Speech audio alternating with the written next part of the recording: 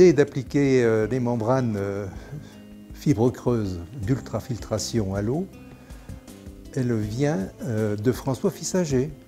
François Fissinger était directeur de la recherche à la Lyonnaise des Eaux à Paris. Et on s'est rencontrés ici alors que déjà au laboratoire de génie chimique, on commençait à travailler sur les fibres creuses d'ultrafiltration. Comment on les faisait marcher. L'idée de François Fissinger, elle était simple. C'était de révolutionner le traitement des eaux en remplaçant les filtres à sable par des membranes. On a commencé donc l'histoire du labo membrane qui a été créé le 1er janvier 1986 avec un programme simple, clair.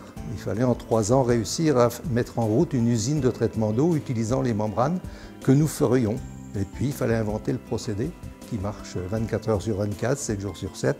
La première usine d'Amoncourt de novembre 1988 a été finalement un premier succès, je dirais international. Et tout de suite après cette usine, se sont construites d'autres usines. 4-5 mois après, on démarrait Douchy et les modules d'origine de Douchy ont tenu entre 12 et 13 ans, je crois.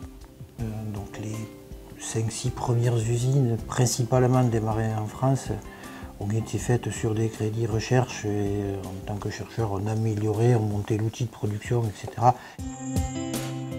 Ce qui est remarquable aussi de constater, c'est que alors qu'au départ de notre projet, tous les concurrents ou tous les fabricants de membranes que nous avions visités trouvaient cette idée totalement farfelue. On peut dire qu'aujourd'hui, il y a des milliers d'usines qui fonctionnent sur les mêmes principes que ceux qu'on avait, je dirais, inventés à Toulouse dans le milieu des années 80 et qui fonctionnent aussi à partir de fabricants qui sont maintenant plusieurs dizaines. Le marché, il est international avec des grands producteurs de membranes sur le continent américain, australien, mais aussi heureusement en Europe.